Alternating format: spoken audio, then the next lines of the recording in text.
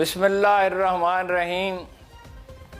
یہ عمران خان صاحب سے غیر سیاسی انٹرویو ہے. سیاسی انٹرویو تو ان کے بہت ہوتے ہیں، لیکن لوگ ان کی ذاتی زندگی کے بارے میں جاننا چاہتے ہیں. ظاہر ہے خاندان اور تعلیم اور بچپن اور پھر یعنی اساتذہ اور دوست اور پھر ایچسن اور پھر آکسفورڈ اور کرکٹ اور طرز زندگی. دنیا میں بہت لیڈروں کے پروفائل لکھے جاتے ہیں.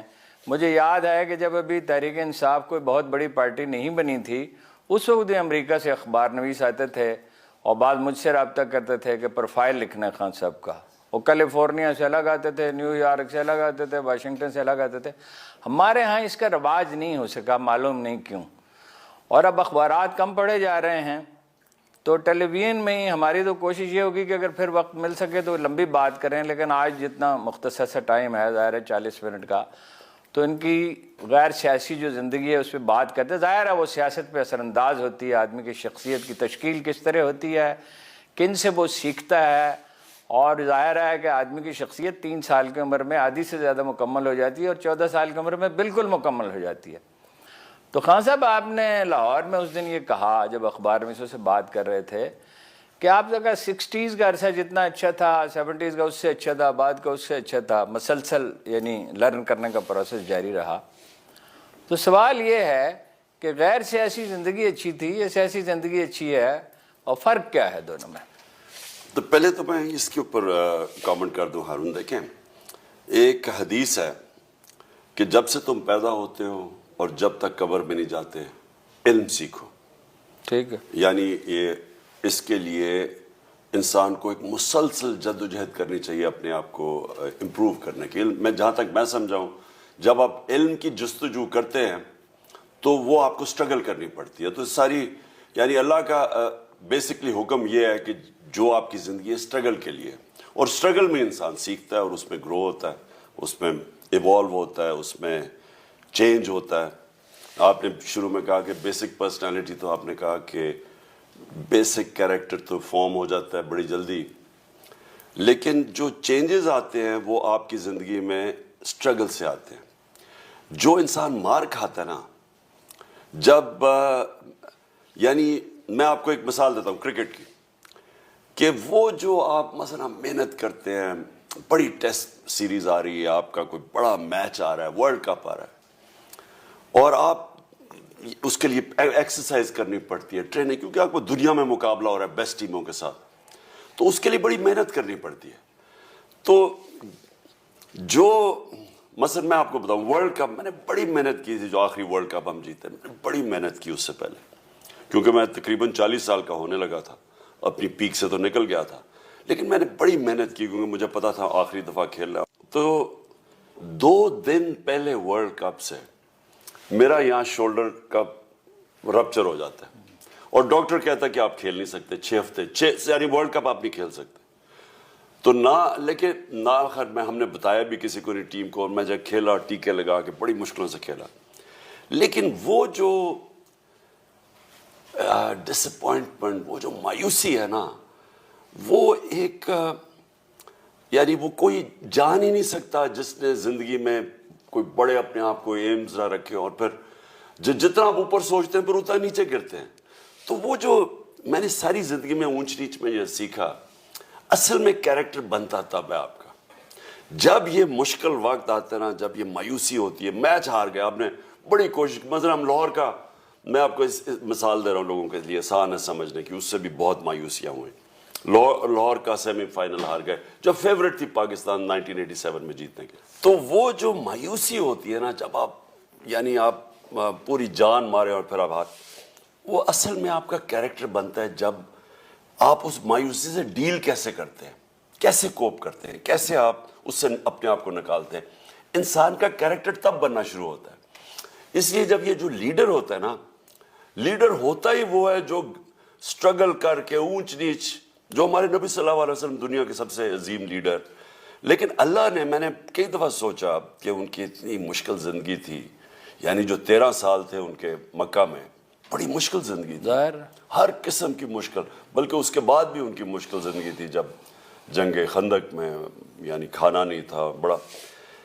تو جہاں تک مجھے سمجھ آئی ہے کہ اللہ ہمیں جب کہتا ہے نا کہ ان کی سنت پہ چلو، ان کی زندگی سے سیکھو، تو وہ سب سے عظیم لیڈر کو بھی اللہ نے اپنے حبیب کو سٹرگل کروائی، یعنی اس کو برے وقت دکھائے، اونچ نیچ، اسی سے کیپیسٹی بلڈنگ ہوتی ہے. اور ہمیں یہ بتایا کہ یہ ہے طریقہ. یہ نہیں کہ جس طرح یہاں لیڈر ہے، میں باپ ہے تو میں بیٹی تیار ہوگی، وہ ادھر ہے تو میں پرچی مل گئی تو میں لیڈر. اس طرح یہ جو سٹرگل ہے نا، یہ انسان کو بھی بناتا ہے اور خاص طور پہ لیڈر کو بناتا ہے. کیونکہ لیڈر کی باقی لوگوں سے سب سے بڑی کیا کوالٹی ہونی چاہیے؟ پریشر لینے کی. وہ پریشر تب لے گا جب وہ ساری زندگی پریشر سے گزرتا رہے. اچھا، یہ آپ کو یاد ہوگا جب ہم ٹیکسلا سے آ رہے تھے تو چودھری نثار نے کہا کہ ٹیم کا کیپٹن تو میں تھا، یہ تو اپنے 12 نمبر پہ تو گیند کبھی وکٹوں میں جاتی نہیں تھی. تو یہ کیسے کرکٹ سے عشق شروع ہوا اور کیسے پھر یہ ڈیولپ کیسے کیا؟ یعنی ایچیسن میں رہتے ہوئے تو آپ کوئی کرکٹر نہیں تھے، یعنی شامل تو تھے ٹیم میں. اچھا، چودھری نثار خیر اتنی 50 سال کے بعد میموری کمزور ہو جاتی ہے. ایچیسن کا میں سب سے بہتر کھلاڑی تھا. اچھا، اور میں اصل میں نہیں کیپٹن چودھری نہیں تھا؟ مجھے یاد نہیں کہ نثار کیپٹن This is what تھا. he میں said. کیپٹن نہیں، میں 2 سال کھیلا تھا ایچیسن کی ٹیم سے، میں کیپٹن نہیں تھا. اچھا، لیکن میں کھلاڑی، مجھے ذرا کلرز ملتے ہیں جب آپ سب سے پرفارم اچھا کرتے ہیں.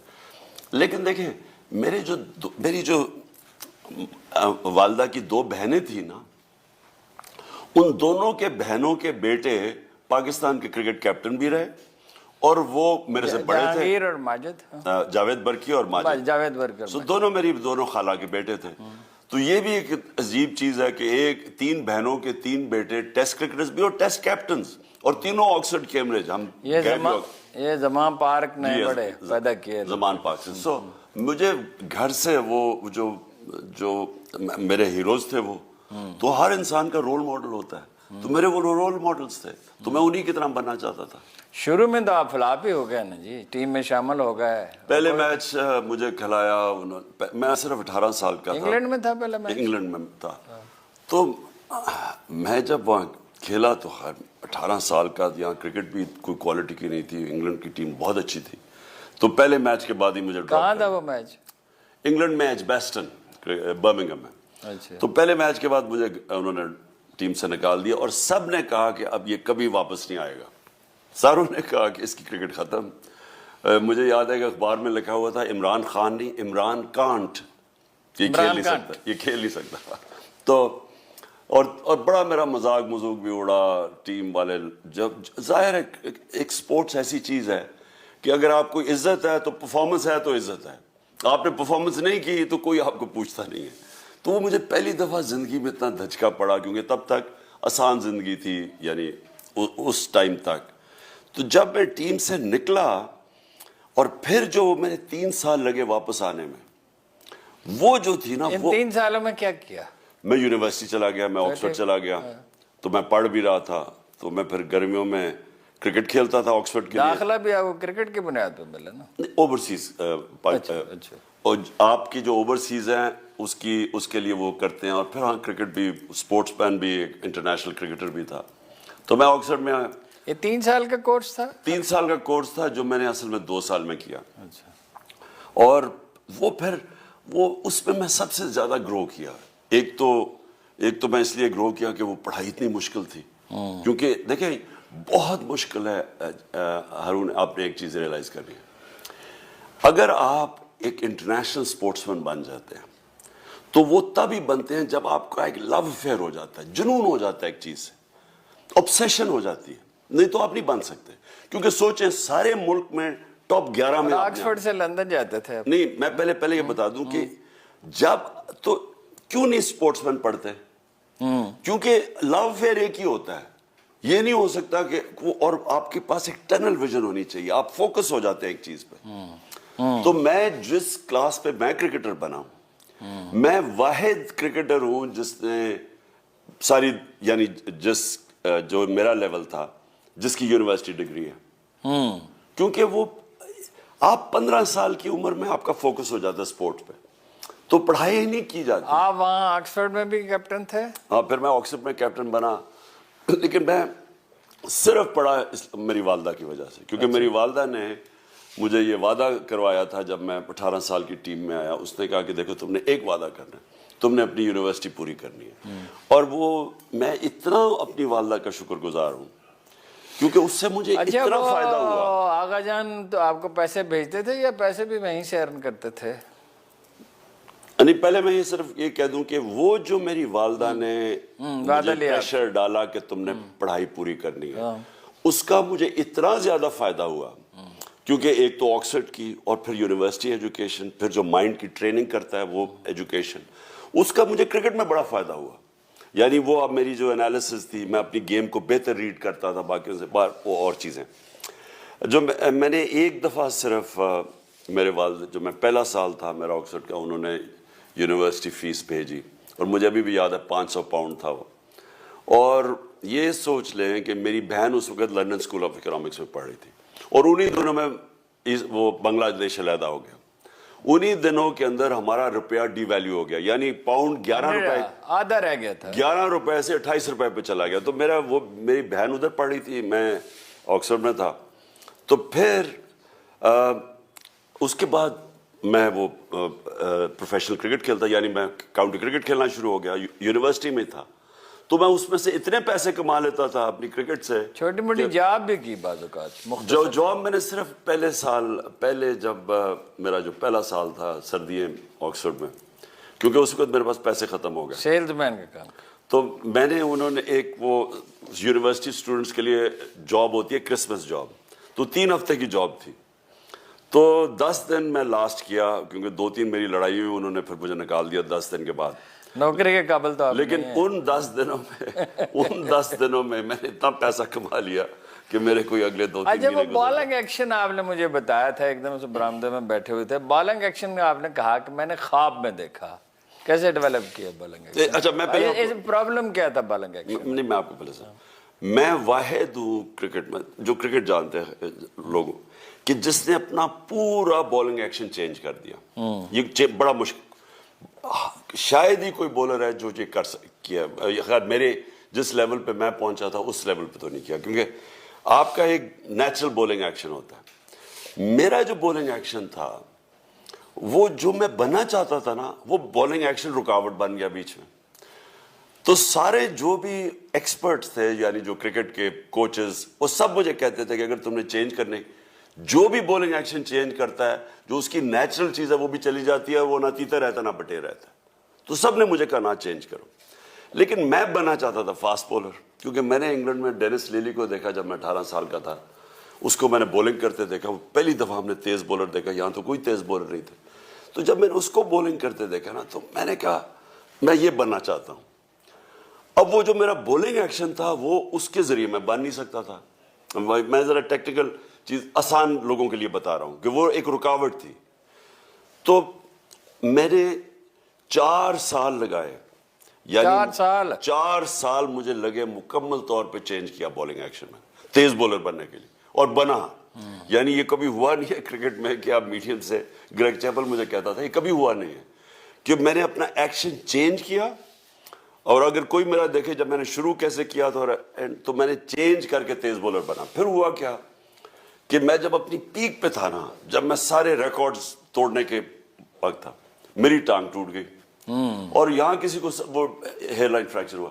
تو یہاں کسی کو پتہ ہی نہیں تھا کہ وہ ہوتا کیا. تو میں کھیلتا رہا اس سے, وہ اور برا ہو گیا, وہ خراب ہوتی رہی.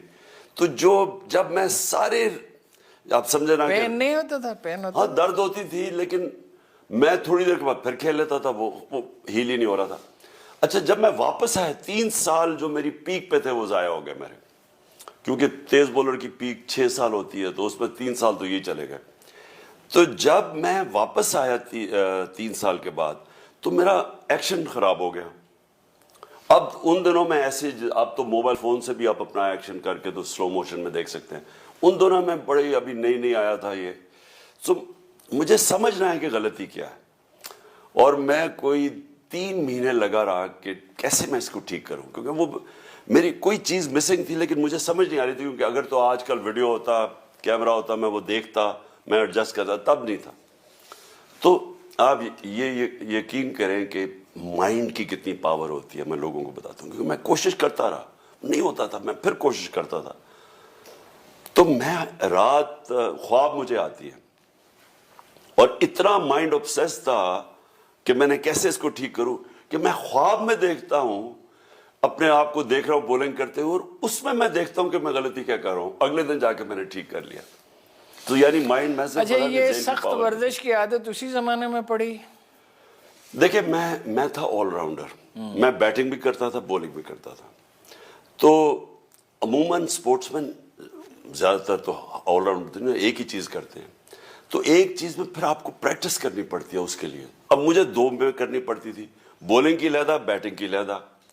اور بولنگ فاسٹ بولر تھا, اس کے لیے فٹنس چاہیے تھی, کیونکہ فاسٹ بولر کی سب سے زیادہ اس کو, یعنی جس طرح ایتھلیٹ نہیں ہوتا اس کو فٹ ہونا پڑتا ہے. تو بولنگ کی بھی, بیٹنگ کی بھی, اور فٹنس ٹریننگ بھی کرتا تھا. تو میرے سے پہلے فاسٹ بولر تھا ہی کوئی نہیں پاکستان میں, بعد میں آئے وسیم, وقار اور شعیب اختر, لیکن اس سے پہلے کوئی, تو مجھے کوئی بتانے والا بھی نہیں تھا کہ میں ان سے پوچھتا کیا کیسے کروں. تو خیر میں نے پھر خود سیکھا, ٹریننگ خود سیکھی, فٹنس ٹریننگ خود کی, باقیوں سے زیادہ دگنی محنت کرتا تھا باقیوں کے مقابلے میں. یہ یہاں تو آپ کھانے پینے کا آپ کو جو ہمیں پتہ ہے, یہ صاحب تو سب کو ہی پتہ ہے, تو وہاں کھانے پینے کا کیا بندوبست تھا؟ وہاں تو آکسفورڈ وغیرہ میں تو بہت سمپل سا کھانا ہی مل سکتا ہے. مجھے تو علاوہ اس سینڈوچ کے جو بے نظیر آپ کے لیے کبھی کبھی بنایا کرتی تھی اور دوسرے اسٹوڈنٹس کے لیے. نہیں, بے نظیر کا یہ ہوتا تھا کہ اچھا مجھے اتنا یاد ہے کہ انگلینڈ کی سردیوں میں سارا وقت بھوک لگی ہوتی تھی. ہمیں یہاں عادت پڑی ہوئی تھی 3 دفعہ کھانا, ماں میرے کھانا ناشتہ کرو, پھر آگے لنچ کرو, پھر چائے علیحدہ, پھر رات کو کھانا علیحدہ, پھر ماں دودھ پلاتی تھی سونے سے پہلے. تو مجھے تو وہ عادت پڑی ہوئی تھی. اب وہاں گئے ہم, تو وہاں مجھے یاد ہے کہ ہمارا اوپر ہوتا تھا, جب میں آکسفورڈ میں گیا تو ادھر وہ ڈائننگ روم ہوتا تھا, یعنی ڈائننگ روم سے کھانا کھایا, اترا تو پھر بھوک لگ گئی. تو مجھے اتنا یاد ہے سارا وقت بھوک لگی ہوتی تھی. سردی بھی اور ورزش بھی, 2 چیزیں. خیر نہیں, سردی اور ان کا کھانا ہی بڑا, ہمیں تو عادت پڑی ہوئی تھی یہاں کھانے کی. تو پھر مجھے یاد ہے پھر بے نظیر وہ دوسرے کالج میں ہوتی تھی, تو اس کے سنڈے کو نا اس کے ہوتی تھی وہ ایک اوپن ہاؤس کرتی, کیونکہ وہ یونین کا الیکشن لڑ رہی تھی, تو وہ ان کو بلاتی تھی. تو وہ پھر مجھے خیر میری اس سے اچھی دوستی تھی, اور اس کی ایک اور میرا دوست تھا انڈیا کا, وکرم مہتا, ان دونوں بڑے کم پاکستانی انڈینز ہوتے تھے. تو ہم پھر دونوں, کیونکہ ہم بھوکے اتنے ہوتے تھے, ہم جاتے تھے تو کھانے کے لیے. سینڈوچ خود بناتی تھی؟ نہیں, وہ پورا کیٹر کرتی تھی, بڑی وہ شان و شوکت میں رہتی تھی. اچھا پھر یہ کرکٹ کا تو خیر بہت سی باتیں لوگوں کو پتہ ہی ہیں.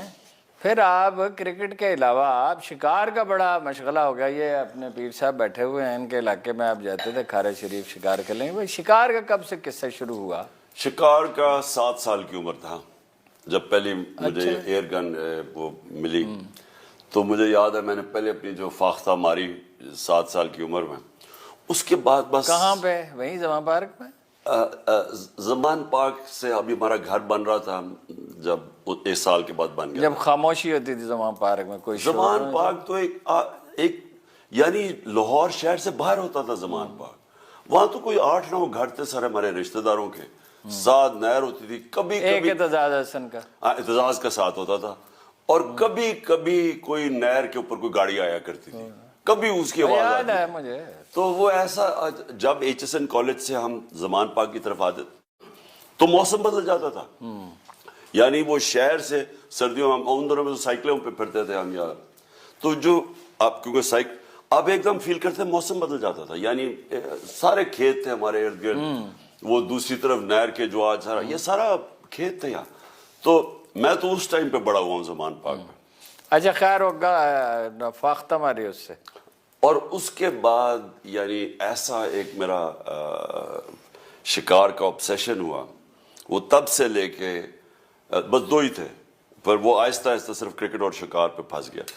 تو وہ کلیش کرتا تھا کئی دفعہ, کیونکہ جیسے میں نے کس چیز کے شکار کرتے تھے؟ اڑیال وغیرہ کا بھی؟ صرف تیتر کا کھانا بھی مجھے تب بہت پسند تھا, تیتر, اور صرف تیتر کا, کیونکہ تیتر کا اور سب سے جو میرا جدھر یہ پیر صاحب کی جگہ ہے نا یہ سالٹ رینج، ادھر سب سے میں انجوائے کرتا تھا تیتر کا. اس کے بعد میں نے دنیا میں انگلینڈ میں بھی کیا، کبھی مجھے نہیں مزہ آیا. یہ پشاوری چپل کب پہننے شروع کی؟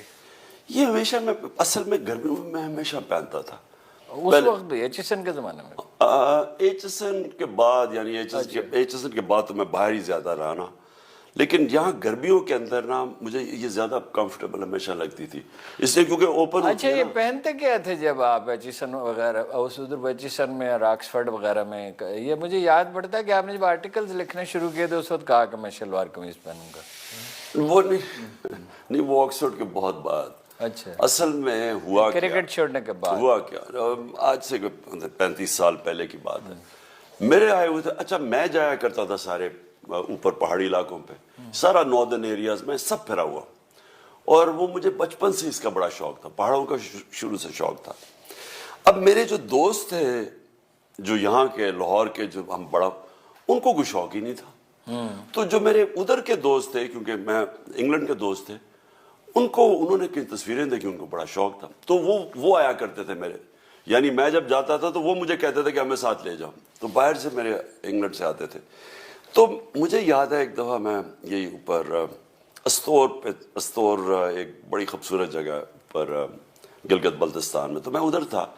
تو ادھر لوگ کرکٹ کی وجہ سے مجھے جانتے تھے تو وہ جمع ہو گئے. تو میں نے پہلی دفعہ دیکھا کہ میں اب پہنی ہوئی ہے جینز اور ولایتی کپڑے جو کہ میرے گیسٹ نے بھی پہنے ہوئے ہیں، اور وہ جو عام لوگ ہیں جو ہمارے لوگ ہیں انہوں نے شلوار قمیض پہنی ہوئی ہے. میں نے یہ بلوچستان بھی جائے نا، وہاں بھی احساس ہوتا ہے، وہاں آدمی نہیں پھر پتلون پہن سکتا. میں نے نہیں، سارے قبائلی علاقے میں چلے جائیں، زیادہ تر بلوچستان میں پختونخوا کے علاقوں میں چلے جائیں، ساری جگہ. تو میں نے سوچا کہ یہ ادھر سے سوچنا شروع کیا کہ میں کیوں ان کی طرح ہوں، میں پاکستان کا اور میں نے کپڑے ان کے پہنے ہوئے ہیں. ادھر سے میں نے پھر سوچا، اور پھر میں نے اپنے ذہن میں سارا دیا کہ یہ ایک ہمارا غلامی کا انگریزوں نے ہمارے اندر چھوڑ کے چلے گئے. کیونکہ میں نے پھر ہسٹری بھی اسٹڈی کی نا، ہسٹری کے اندر انگریزوں نے کیا کیا. اب انگریز حکومت کیسے کیا، کوئی 4-5 انگریز تھے 40 کروڑ لوگوں پہ، کیسے حکومت کی؟ احساس کمتری ڈالی. اور احساس کمتری کیسے ڈالی؟ جو مغلوں کی ایرسٹوکریسی تھی، جو ان کے گورنرز تھے یا ان کے جو صوبے دار یعنی پروونس کے چیفز تھے، ان کے کپڑے پہنا دیے انہوں نے اپنے بیروں کو. باہر جو کھڑے ہوتے ہیں ہوٹلوں کے باہر، وہ یہ مغل کی ایرسٹوکریسی کے کپڑے تھے، یعنی ان کی اشرافیہ کے کپڑے تھے، پگڑیاں، اور وہ یہ اشرافیہ کے کپڑے تھے. اور ان کو پڑھا دیے جو نیچے جو ان کا کیپٹن تھا، جو عبد الرحیم خانہ جو تھا وہ پہنتا تھا اس طرح کا. اور جو انگریزوں کے کپڑے تھے وہ پہنا دیے انہوں نے کیپٹن کو. اچھا، اس سے ایک اور واقعہ یاد ہے. نہیں، لیکن میں صرف آپ کو نہیں، لوگوں کو کہنا چاہتا ہوں. دیکھیں، ہم ریلائز نہیں کرتے کہ اس سے کیا ہوا کہ آپ صرف یہ نہیں کہ ان کے کپڑے پہنے، انگریزی بولی، ایک پوری دوسری طرز زندگی، ایک دوسری آپ قوم کی کلچر کے غلام بن گئے. ٹھیک ہے، ذہنی غلام بن گئے. ٹھیک ہے. تو یہ میں نے تب سوچا، یہ ٹھیک بات ہے. یہ ہم اپنے لوگوں کے اندر احساس کمتری پہ رہے کہ جی میں ایچسن سے تو میں پینٹ قمیض پہنی ہوئی ہے، وہ بیچارہ اردو اسکول. وہ انگریزوں کو خود اس کا بڑا تجربہ تھا نا. وائکنگز نے ان پہ رول کیا، نارمنز نے کیا اپنا، ایون فرینچ نے کیا. اور نارمنز، وائکنگز، رومنز، اور انہیں خود غلامی کا بڑا طویل تلخ تجربہ تھا نا جس سے انہوں نے سیکھا. اچھا، وہ آپ نے کہا نا دوست آتے تھے وہاں سے، تو مجھے اتفاق سے ایک بات یاد آئی. آپ کو پتہ ہے نا کہ آپ تو یہاں ہوتے تھے، میں لاہور جاتا تھا تو کئی دفعہ آپ کے گھر میں ٹھہرتا تھا. آپ تو یہاں ہوتے تھے. تو وہاں کسی نے مجھے ایک واقعہ سنایا کہ جب ڈیانا وہاں آئی تھی، 2 واقعات سنائے. کہ ایک تو وہ اس نے کہا، اب اس کی تصدیق کریں یا تردید کریں کہ وہ ٹوٹی میں کرنٹ آ جاتا ہے بعض اوقات. اس نے کہا، آپ سے کہا بھائی اس میں تو کرنٹ ہے، اور کمرے میں اس نے کہا کہ وہ عمران گیا اور اس نے کہا کہ ہاں کرنٹ تو ہے، اور واپس چلا گیا. اور دوسرے مجھے بتایا انہوں نے کہ بھائی کہا کہ بھائی وہ منگوا لیں، بجلی کا کوئی بندوبست کریں، جنریٹر منگوائیں. تو کیا یہ صحیح ہے؟ آپ نے کہا بس نہیں، موم بتیاں منگوا لیں. نہیں ایسے اچھا، زیادہ تھوڑا ہوا کیا کہ وہ آئی تھی، جب ڈائنا آئی تھی، ہم نے پیسے اکٹھے کرنے تھے شوکت عالم کے لیے. ابھی نیا ہمارا شوکت عالم کھلا تھا. اب پہلے ہم बनाने के लिए पैसे इकट्ठे किए, अब चलाने के लिए पैसे इकट्ठे करने थे, चलाने के लिए तो ज्यादा चाहिए था, ज्यादा चाहिए थे। और वो आई डायना। तो जब डायना आई तो हमने वो मेरे घर ठहरी हुई थी, उन्होंने क्या किया कि उन्होंने नीचे वही छोटा कमरा जो ड्राइंग रूम के सामने, हाँ, वही मैं ठहरता रहूंगा। हाँ, तो उसने अच्छा उन्होंने क्या किया, जो नीचे फंक्शन के लिए वो जो लाइटिंग लूटिंग लगा रहे थे, उन्होंने कुछ इस तरह का किया कि वो बिजली किसी तरह पता नहीं कैसे वो कनेक्ट हो गई कोई हमारे वो जब पानी चलाओ तो उसमें से, तो वो बेचारी को शॉक पड़ गया बेचारी डायना को। तो वो मुझे याद है ऐसे हुआ।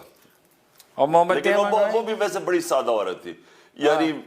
अच्छा, मेरी कोई लाइफस्टाइल कभी भी ऐसे नहीं हुआ कि कोई ज्यादा ही लग्जरी वाली हो, लेकिन उसने बड़े आराम से रही हुआ। और थी वो मतलब जो बच्चे के साथ उसकी तस्वीर थी वो कोई नुमाइशी नहीं थी, उसको वो दिल से देखें लोग, इसीलिए वो रॉयल फैमिली में एडजस्ट नहीं कर सकी ज्यादा। वो आपने अभी देखा ना कि वो पता नहीं आपने नोटिस किया या नहीं कि लांसेट जो दुनिया की टॉप मेडिकल मैगजीन है दुनिया के अंदर, इंटरनेशनल रिकॉग्नाइज्ड, उसने भी क्या लिखा है, उसने हमारी जो हेल्थ कार्ड हमने निकाला था उसकी तारीफ की है कि ये जो हेल्थ कार्ड है ये अमीर पाकिस्तान से अमीर तरीन मुल्कों के अंदर भी इस तरह की सहूलत नहीं है। और मरियम क्या कह रही है कि ये हेल्थ कार्ड बंद करो, या भी वो जो टैक्स कह रही है ये बंद करोगे इमरान को फायदा हो रहा है। कहने का मकसद ये है कि ये जो लोग होते हैं ना, ये जो मसनूई तौर पे लोगों से हमदर्दी दिखाते हैं कि औरत को पकड़ लिया ऐसे करके, डायना की जेन्युइन थी वो। अच्छा। दिल से, यानी वो दिल से करती थी लोगों के लिए, और मैंने उसको बड़ा करीब, उसके लिए रॉयल्टी में कशिश नहीं थी, आदमियत इंसानियत थी असल में। उसकी बड़ी उसकी तकलीफ थी जिंदगी। वक्फा कर ले नाजरीन, वक्फा करते हैं फिर गुफ्तगू यहीं से शुरू करते हैं।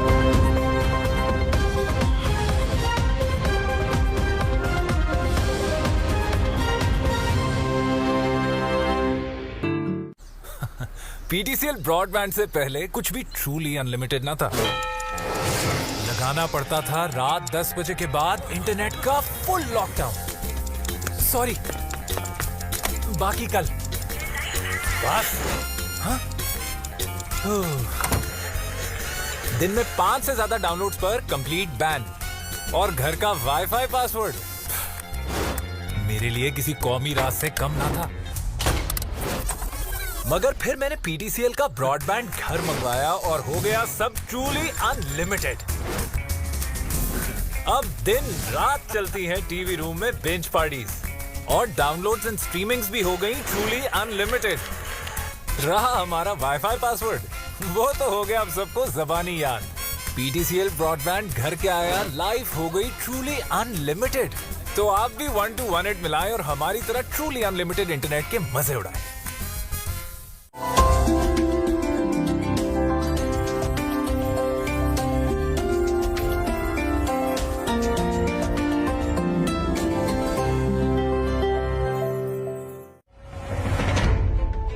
पाकिस्तान आर्मी के सीनियर रिटायर्ड ऑफिसर्स के ज़ेरे निगरानी फोर्सेस स्कूल सिस्टम का नस्बुलैन है। मयारी तालीम हर तबके की पहुंच में। मॉडर्न क्लासरूम्स, जदीद साइंस और IT लैब्स, लाइब्रेरी, इंडोर और आउटडोर स्पोर्ट्स फैसिलिटीज और कैफेटेरिया पर मुश्तमिल पर्पस बिल्ड कैंपसेस, जहां तजुर्बाकार असातिज़ा की ज़ेरे निगरानी आलमी मयार के माहौल में बैनुल-अक़वामी निज़ाम तालीम के जरिए नॉलेज और लाइफ स्किल्स समेत एक्सक्लूसिव मॉरल साइंसेस, तफहीम दीन, फोर्सेस शैडो और पर्सनालिटी ग्रूमिंग जैसे प्रोग्राम्स के तहत स्टूडेंट्स में मजहबी और अखलाकी अक़दार, नज़्म-ओ-ज़ब्त और जज्बा हुब्बुल वतनी की तरवीज पर खुसूसी तवज्जो दी जाती है। Forces school system, pre nursery से मैट्रिक तक। Forces school system. फ्रेंचाइज की मालूमात के लिए अभी कॉल कीजिए। कामयाबी मुश्किल सही, लेकिन नामुमकिन नहीं।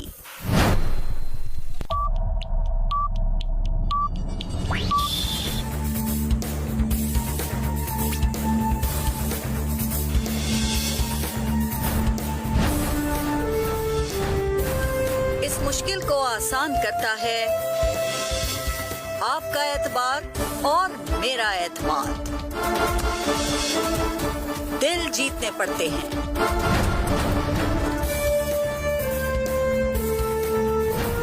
عوام کے ذہنوں میں ابھرتے سوالات سے، سچ سے اور جاندار تجزیے سے۔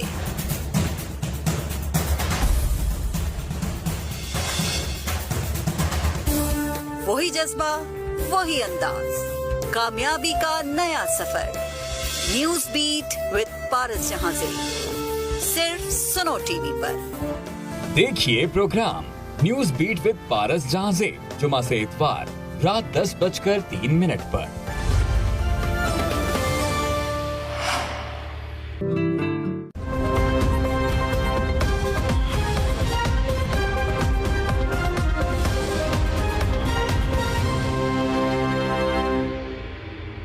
یہ آپ سمجھتے ہیں، اگرچہ ہم سیاست پہ نہیں بات کرنا چاہتے تھے، چلو یہ تو خیر سیاست ہے بھی، شجرکاری، ڈیمز، کرونا سے فائٹ اور ہیلتھ کارڈ۔ اور ایک اور چیز، کیونکہ جو اکانومی ملی تھی ہمیں وہ بینکرپٹ تھی۔ پاکستان میں اتنا بڑا خسارہ بیرونی، اصل تو بیرونی خسارہ ملک کو تباہ کرتا ہے نا، کیونکہ آپ کا روپیہ گرنا شروع ہو جاتا ہے۔ جتنا آپ کا بیرونی خسارہ بڑھتا ہے، ریزروز کم ہوتے ہیں، روپیہ گرنا شروع، روپیہ گرتا ہے تو ایک دم مہنگائی آ جاتی ہے، غربت بڑھ جاتی ہے۔ تو سب سے بڑا یہ بیرونی خسارہ چھوڑ کے گئے تھے، جبکہ تب تیل آدھی قیمت پہ تھا، ہمیں ملا تو تیل دگنا ہو گیا۔ اور اس کے باوجود جو اپریل کے اندر آپ ان کی دیکھ لیں، جو اکنامک سروے آف پاکستان ہے جو اس حکومت نے پبلش کیا ہے، صرف یہ دیکھ لیں کہ پاکستان کی اس وقت اپریل یعنی 6 مہینے پہلے اکنامک انڈیکیٹرز کیا تھے؟ Record exports, record tax collection, 4 فصلوں کی ریکارڈ بمپر کراپس، کتنے سالوں کے بعد انڈسٹری 11.5% پہ وہ بڑھ رہی ہے، آئی ٹی 75% بڑھ رہی ہے۔ یعنی وہ ادھر سے اٹھا کے کرونا کے باوجود ملک اوپر جا رہا تھا۔ جب یہ آئے ہیں، انہوں نے سازش کر کے جب گرایا، تو وہ بہت بڑی اچیومنٹ تھی میرے خیال میں۔ یہ تو خیر لانگ ٹرم ہے نا ہمارے فیوچر کے لیے، لیکن جو اکانومی کو نکالا تھا ادھر سے، وہ بڑی فائٹ کی تھی۔ ہارون آپ یہ سوچیں، میں نے زندگی میں ابھی کسی اور سے بھی اپنے 1-2 منسٹر سے بات کر رہا تھا جو محنت کرتے تھے، میں نے کبھی اتنا مشکل وقت نہیں گزارا۔ میری ذاتی زندگی ختم ہو گئی، میں کوئی شام کو جاتا ہی کہیں نہیں تھا۔ ٹولڈ می کہ بھائی چھٹی کبھی کی نہیں، شاید 5 دن کرونا کے میں مس کیے آفس کے علاوہ، 1 دن میں ایوبیا جب گئے، وہ تو کرونا ہو گیا نا۔ لیکن میں صرف یہ کہتا ہوں کہ وہ اتنا مشکل چیلنج تھا، وہ جو اکانومی کو، کیونکہ ہر وقت فکر ہوتی تھی کہ کچھ، تو وہاں سے جو ہم نکلے ہیں میرے خیال میں وہ بڑی اچیومنٹ تھی۔ کس نے بیسٹ ایڈوائس دیا آپ کو اکانومی میں؟ مختلف لوگوں نے دی۔ اسد عمر تو شروع میں مطلب یہ پورا کنسیو نہیں کر سکتے، کلیئر نہیں تھے۔ دیکھیں نا، نہیں ٹھیک ہے، وہ ان کو پسند کیا جاتا ہے ان کو، میں آپ کو کچھ کلیئر تو نہیں تھے۔ میں آپ کو کچھ اور دیکھیں، پہلی دفعہ گورنمنٹ میں آئے، اور گورنمنٹ میں آئے جبکہ سب سے بڑا کرائسس تھا، کیونکہ اکانومی تو بیٹھ گئی، پھر کرونا آ گیا۔ اچھا ادھر سے ابھی ہل ہی رہے تھے، کرونا اوپر سے آ گیا، دنیا بند ہو گئی۔ تو اور پھر کرونا میں اتنا بڑا فیصلہ تھا کہ ہم نے لاک ڈاؤن نہیں کیا۔ ہندوستان میں اس نے نریندر موڈی نے ملک میں بند کر دیا اور تباہی ہوئی، ساری دنیا کو دیکھ رہے تھے، وہاں بڑا پریشر تھا لاک ڈاؤن، ساروں نے کہا لاک ڈاؤن۔ اچھا، اور لاک ڈاؤن بھی پھر جس طرح ہم نکلے ہیں تو دنیا اکنالج کرتی ہے۔ مجھے یاد ہے سوائے جنرل احسن صاحب کے ریٹائرڈ جنرل ہیں، ان کے ایک آدمی نہیں تھا جو یہ کہے، سب کہتے تھے لاک ڈاؤن کرنا، جنرل احسن کہتے تھے نہیں کرنا چاہیے، سب کہتے تھے لاک ڈاؤن بھی کرنا ہے، اور سب کہتے تھے کہ آپ کی گورنمنٹ چلی جائے گی کیونکہ یہ لوگ مرنے اچھا شروع یہ تو آپ سیاست میں بات کرنی تو نہیں تھی، یہ تو آپ کے تھے، اس میں کوئی شبہ نہیں، صحیح کہا آپ نے یہ چاروں باتیں۔ لیکن جو آپ نے غلطیاں کی، عثمان بزدار مسلط کیا، آپ نے کیبنٹ میں ایسے آدمی لیے، IMF کے معاملے میں آپ کنفیوز رہے، تو اس پہ کبھی غور کیا آپ نے؟ اب ٹیم تیاری نہیں تھی، اب میں آپ سے کہتا ہوں کہ بھائی آپ تیاری کریں۔ اس دن بھی میں نے آپ سے کہا کہ بھائی تیاری، آپ کو اتنے بڑے چیلنج ہیں، اب تو اس سے بڑا کرائسس ہے۔ دیکھیں ہارون، یہ پرائیویٹائزیشن کا مسئلہ ہے، پولیس ہے، عدلیہ ہے، FBR ہے، زراعت کو جدید کرنا ہے، انڈسٹری لگانی ہے، IT ہے، اپنا یہ الیکٹرانکس میں، یہ اس کے لیے کوئی تیاری ہے کوئی؟ دیکھیں ہارون، میں آپ کو بتاؤں، دیکھیں کتنی چیزیں انسان ٹھیک کر سکتا تھا، اس میں تو کوئی شک نہیں۔ میں اپنی پچھلی زندگی میں دیکھتا ہوں تو جیسے جیسے مجھے زندگی کا تجربہ زیادہ ہوتا جاتا ہے، میں جو سمجھتا تھا کہ پچھلی اپنی زندگی میں میں نے اس وقت ٹھیک چیزیں ہیں، میں ریئلائز کرتا ہوں میں غلط کر رہا تھا. اب کیونکہ دیکھیں نالج یا ایکسپیرینس جتنا آپ کا بڑھتا جاتا ہے، اس طرح کہ آپ پہاڑ کے اوپر چڑھتے جا رہے ہیں، جتنا آپ اوپر جاتے ہیں اتنا اور نظر آنا شروع ہو جاتا ہے جس طرح اوپر جاتے ہیں. تو جتنا یہ جو 3.5 سال میں یعنی میری جتنی سٹرگل کی ہے، میری ساری اگر میں زندگی میں پہلے نہ کیا ہوتا تو میں کر ہی نہ سکتا. لیکن میں نے چیزیں بہت ریئلائز کی کہ اپنے ماضی میں بھی اور اس میں بھی 3.5 سال میں. ایک تو آپ کا یہ بڑا مسئلہ ہے نا، آپ فیس ویلیو پہ لے لیتے آدمی کو، بڑا اچھا آدمی، بڑا اچھا آدمی ہے، اور پھر بعد میں آپ کہتے ہیں کہ یار یہ تو میں چیٹ کیا اس نے مجھے. دیکھیں میں اصل میں وہ خسرو بختیار اب آپ کا کہاں ہے؟ اور وہ وزیر قانون کا کیا نام تھا جی؟ وہ وزیر قانون جو ہوتا تھا کراچی والا، اور کئی ایسے لوگ وہ ڈس اپیئر ہی ہو گئے. دیکھیں ہارون، یہ ہے خامی. اب گورنمنٹ میں یہ خامی، چودھری سرور کو گورنر بنا دیا آپ نے.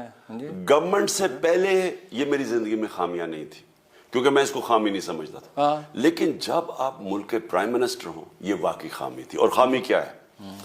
میں ہمیشہ لوگوں میں اچھائی ڈھونڈتا ہوں. میں لوگوں کی دو پہلو ہیں نا، ہم سب میں برائیاں اور اچھائیاں ہیں، تو میں ہمیشہ اچھائی ڈھونڈتا تھا لوگوں میں. تو جب آپ گورنمنٹ میں پرائم منسٹر ہوں میں نے ریئلائز کیا کہ میری کمزوری نکلی. کیونکہ ہوتا کیا تھا کہ لوگ آپ ملک کو نقصان پہنچتا تھا جب آپ لوگوں کو ٹرسٹ کرتے تھے، اور وہ جب آپ کا ٹرسٹ بٹرے کرتے تھے تو آپ کو تو نقصان ہوتا تھا لیکن ملک کا نقصان.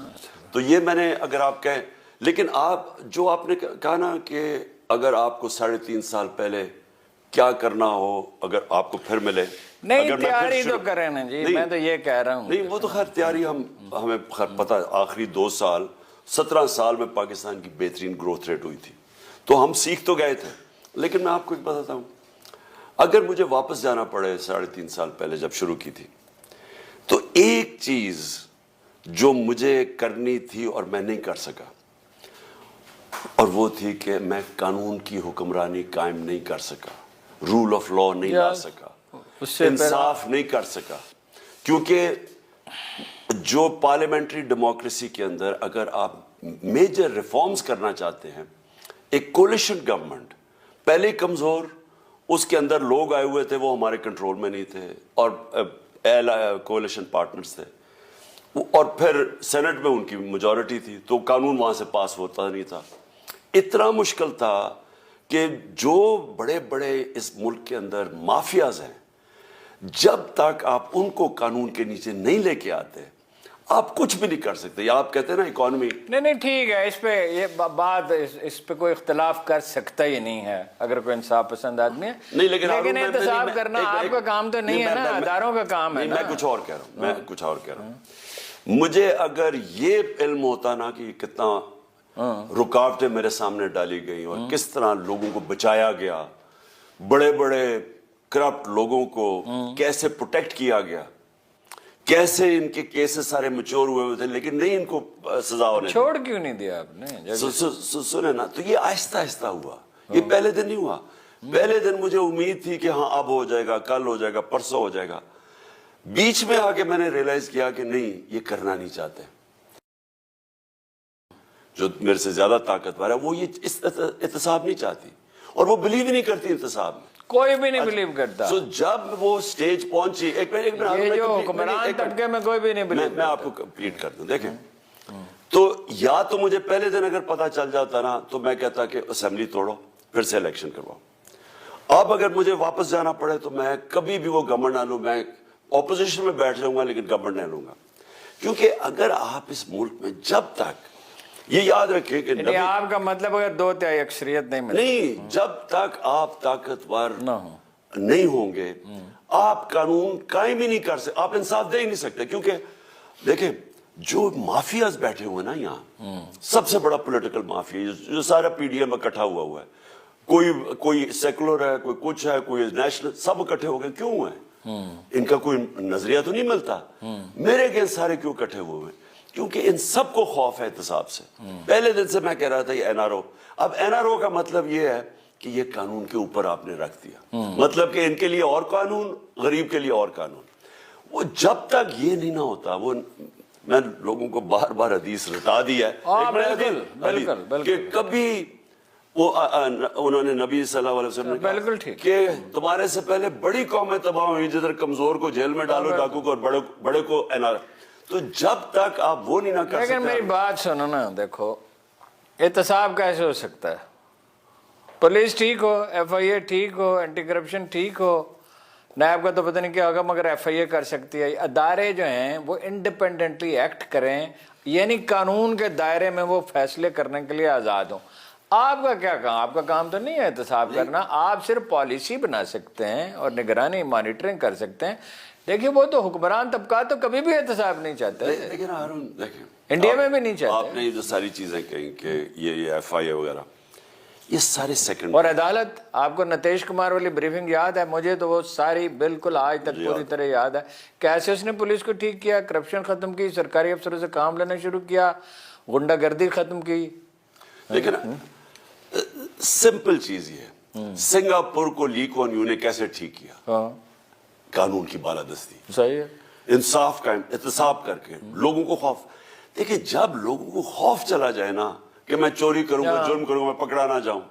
اب یہ شاہ رخ جتوئی باہر آ گیا نا, سب کو سامنے قتل کر کے بچ گیا. جب تک لوگوں کو خوف نہیں نہ ہوگا قانون کا, بالکل ٹھیک ہے. آپ کبھی بھی اچھا, اور وہ کب ہوگا؟ وہ جب آپ طاقتور کو قانون کے نیچے لے کے آئیں گے. جب تک طاقتور قانون کے نیچے نہیں نہ آتا, جب تک یہ سرٹنٹی آف پنشمنٹ نہیں ہوتی. بالکل ٹھیک ہے. اب ہو کیا, 95% ہے برطانیہ میں, 95%, یہاں ہے 5%. سوئٹزرلینڈ میں 99.9%. اب آپ کو یہ ہے کہ جناب آپ ایک دن جیل میں گیا, دوسرے دن یہ بڑے کرپٹ 30 سال سے چوری کر, اگلے دن باہر آ گئے. اب یہ جو سارے NRO ملا, سارے مریم بھی بری, زرداری بھی بری, وہ نواز شریف بھی, اب یہ سارے بری ہو جائیں. کیوں؟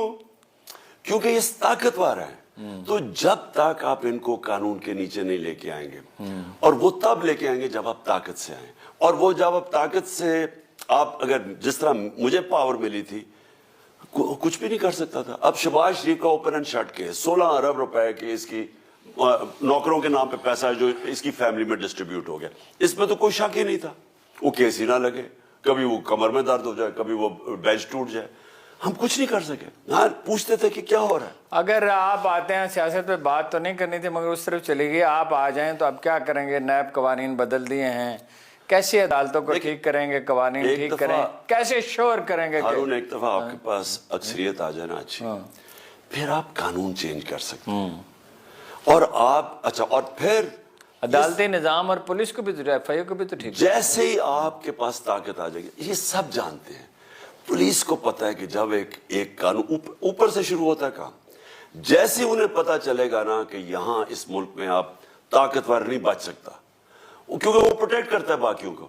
ہاں آپ کو پتا ہے پنجاب کے اندر ہماری جب گورنمنٹ تھی, ابھی بھی گورنمنٹ ہے, وہ نون لیگ کے ان کے بڑے بڑے مافیاز کے کنیکشن تھے. ہم پکڑتے تھے سرکاری زمینوں پہ اربوں روپے کا قبضہ کیا ہوا ہے. نون لیگ کے نہیں سنیں, اس کے بھی ہیں, کام لیگ کے بھی ہیں. ابھی مونا سلائی کے بارے میں بھی ایسی شکایت. میں آپ کو بتا رہا ہوں, طاقتور قبضہ گروپ پکڑتے تھے سرکاری زمینوں پہ قبضہ کیا ہوا ہے, اربوں روپے کی زمین انہوں نے سنبھالی ہوئی. وہ آگے اگلے دن وہ بے لے کے باہر آ جاتا تھا, یا وہ اسٹے آرڈر مل جاتا تھا. یعنی آپ جب اچھا پھر کسی کو فکر ہی نہیں, یعنی میں آپ کے پاس نقشہ ہے لاہور کا, اور پتہ ہے کہ سرکاری زمین کی ایریگیشن فارسٹ وہ زمین کھا گیا اور بیچ بھی گیا 150 ارب.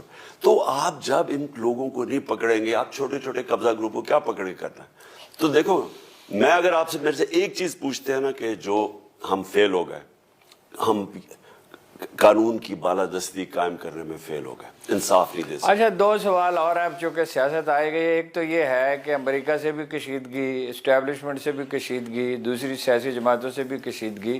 آپ گورن کیسے کریں گے؟ رانا ثناءاللہ نے تو کہا ہے کہ ہم حکومت کرنے نہیں دیں گے, ان کو ہم بھی جلوس لے کے آئیں گے اور ماریں گے ان کے لوگوں کو. دیکھو ہارون, رانا ثناءاللہ ان سے معاملات تو ٹھیک کریں, نارملائز تو کریں. یہ سارے مجرم پیشہ لوگ, جرائم پیشہ لوگ ہیں. اس کے اوپر اس نے کتنے قتل کیے. ملک کا ذرا حال دیکھیں نا آج, کیا ملک کی فیوچر ہو سکتی ہے کہ آپ کا انٹیریئر منسٹر جو ہے اس کا خود ان کے اپنا ہی نون لیگ کا وزیر کہہ رہا ہے اس نے 18 قتل کیے. سارا فیصلہ باد جانتا ہے کیا تھا کیا بن گیا. اسحاق ڈار اس نے کنفیشنل سٹیٹمنٹ دیا ہے کہ شریف خاندان کے لیے منی لانڈرنگ کر کے باہر بھیجتا تھا. اس نے باقاعدہ بینک اکاؤنٹس بتائے ہیں جو وہ قاضی فیملی لندن میں بیٹھی ہوئی تھی جدھر پیسے. کنفیشنل سٹیٹمنٹ ہے. منی لانڈر کنفیس منی لانڈر ہے. وہ فائنانس منسٹر بن گیا. شہباز شریف کو انڈر ٹرائل تھا اس کا اور اس کا بیٹا, ان کو سزا ہونے والی تھی 16 ارب کے FIA کیس میں. وہ آ گیا پرائم منسٹر بن گیا. زرداری بری علیحدہ ہو گیا. مسٹر 10%. تو مجھے یہ بتائیں, اگر آپ کے ملک کے اندر اگر اس طرح کے لوگ ملک کی قیادت کر رہے ہیں, اس ملک کا کوئی فیوچر. بالکل ٹھیک ہے, میری بات سنو. اپنی پارٹی کے لوگوں کا کریں گے نا پہلے, تو تبھی آپ کی مارل اتھارٹی قائم ہوگی نا. اگر آپ کی پارٹی میں کوئی چلے نام لیے بغیر, کچھ نام بھی لیے جا سکتے ہیں لیکن چھوڑیں, آپ کی پارٹی کے جو لوگ ہوں گے ان سے بھی پوچھیں گے تو تبھی کہاں ہوگا نا. ان کا بھی, بلکہ پہلے ان کا احتساب ہونا چاہیے. دیکھیں اگر اسٹیبلش ہے کسی کا قصور. ہارون میری پلیز بات سنیں. انصاف کا مطلب ہی یہ ہوتا ہے کہ وہ اندھا ہوتا ہے. وہ نہ میری پارٹی دیکھتے, نہ کسی کی, نہ میرا رشتہ دار, نہ کسی کا. نبی صلی اللہ علیہ وسلم نے کہا نا میری بیٹی بھی جرم کرے گی تو سزا ملے گی.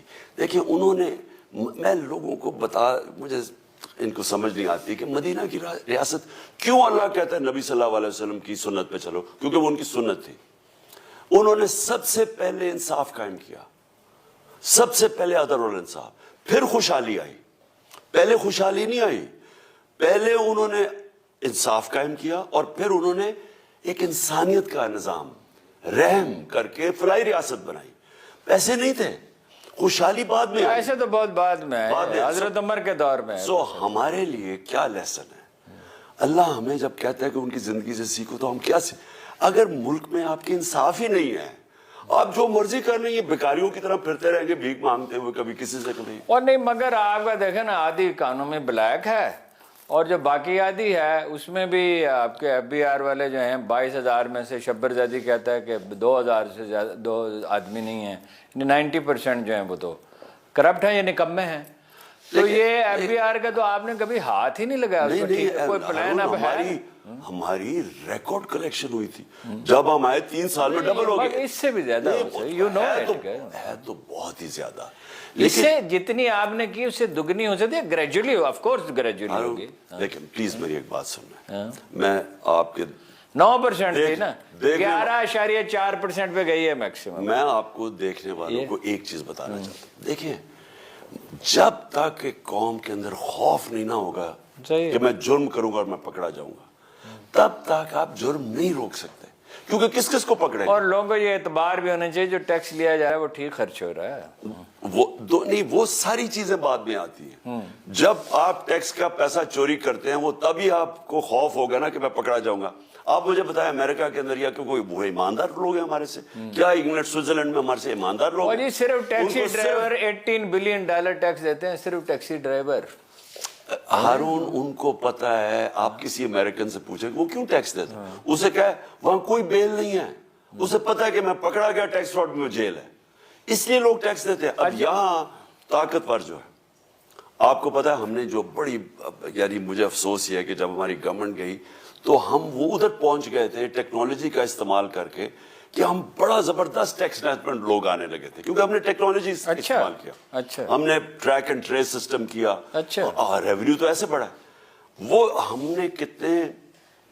ہم نے 34 ملین لوگوں کی لسٹ بنائی. 34 ملین. اس وقت پتا آپ کو کتنا ٹیکس دیتے ہیں؟ 20 لاکھ لوگ. ٹھیک ہے, 34 ملین یعنی 3 کروڑ لوگوں کی لسٹیں بنائی. وہ لوگ جو کہ کھاتے پیتے تھے, 4 کنال کا مکان ہے, بڑی بڑی گاڑیاں ہیں, بچے باہر جاتے ہیں, اعلیٰ اسکولوں میں پڑھتے ہیں, بیگ مات زیورات سے لدی پدی ہے, ٹیکس 1 روپے. 22 کروڑ میں سے 3.5 کروڑ لوگ ہیں, اس کے 20 لاکھ ٹیکس دیتے ہیں. 3.5 کروڑ لوگ جن کی اچھا بھلا اور ٹیکس نہیں دیتے. اب وہ ان کی ہم نے آرٹیفیشل انٹیلیجنس پوری ٹیکنالوجی کا استعمال کر کے, اللہ کرے کہ وہ ہو جائے. اچھا, 2 آخری سوال ہے. ایک تو خیر ویسے بیچ میں آ گیا. 2005 میں آپ کو بڑی تاکید کے ساتھ ایک آدمی کے میں گھر لے کے گیا, ان سے ملایا, one of the finest gentleman civil servant, جو انٹیلیجنس کو سمجھتے ہیں, پولیس کے تو خیر وہ دنیا میں بہترین آدمی سمجھے جاتے ہیں, ٹیکس کلیکشن کو سمجھتے ہیں. ڈاکٹر سڈل صاحب سے آپ نے کوئی کام نہ لیا. اس طرح کے اور لوگ بھی تھے جن سے آپ کام لے سکتے تھے. असल में देखिए मैं एक शख्स की वजह से नहीं कह रहा, यानी ये बेहतरीन टीम तो इन्हीं लोगों से, आज इन्हीं लोगों से कारोबार हुकूमत चलता है ना। देखिए जब हम हुकूमत में आए ना पहली दफा, तो पहला साल तो फायर फाइटिंग में चला गया। मैं आपको अब बता रहा हूं कि अगर मैंने सिर्फ 5 छुट्टियां ली, वो कोरोना की मुझे हो गया था, और 5 दिन घर से बाहर खाना खाया साढ़े 3.5 साल में, इसका मतलब कि सारा वक्त 5 दिन सिर्फ घर से शाम 5 दिन घर से बाहर खाना खाया। एक जमाना में तो खाते ही घर से बाहर थे, बहुत कम होता लेकिन था। जो मैं आपको कह रहा हूं वो ये कि वो इतना ज्यादा आपके पास, आप जब आते हैं ना गवर्नमेंट में, वो और एक गवर्नमेंट बैंकरप्ट हुई हो, इतने ज्यादा आपको मसले फेस करने पड़ते हैं कि आप यानी दिन में सिर्फ 24 घंटे। मैं इसलिए कह रहा हूं, लेकिन ये आप ठीक कह रहे हैं कि हमने अभी आपने शहजाद अकबर को लगा दिया, डॉक्टर सटल ने कहा ना करें, मेरा उनसे तो रब्ता रहते था कि ये इसकी कैपेसिटी नहीं है। हमने कई चीजें नहीं, इसके शहजाद अकबर की बात नहीं कर रहा, कई जगह हमें पता चला कि हमने गलत लोगों को लगाया जब, और कईयों का पता ही तब चला जब आप उनको पोजीशन देते हैं, तभी पता चलता है कि वो ठीक है या नहीं। बातें बड़ी अच्छी करते हैं। बहरहाल मेरा ये ख्याल है कि हमें अपनी लड़ाई अंदरून मुल्क लड़नी चाहिए, और कौम जाग चुकी है और वो लड़ सकती है, और हम जानते हैं, हम अब हमारी अक्सरियत ये जानती है क्या करना चाहिए। सिविल अदारे पॉपुलर होने चाहिए, ताकतवर होने चाहिए, कानून की अमलदारी होनी चाहिए, इलेक्शन फौरी होने चाहिए, इस्तेहकाम होना चाहिए, अमन होना।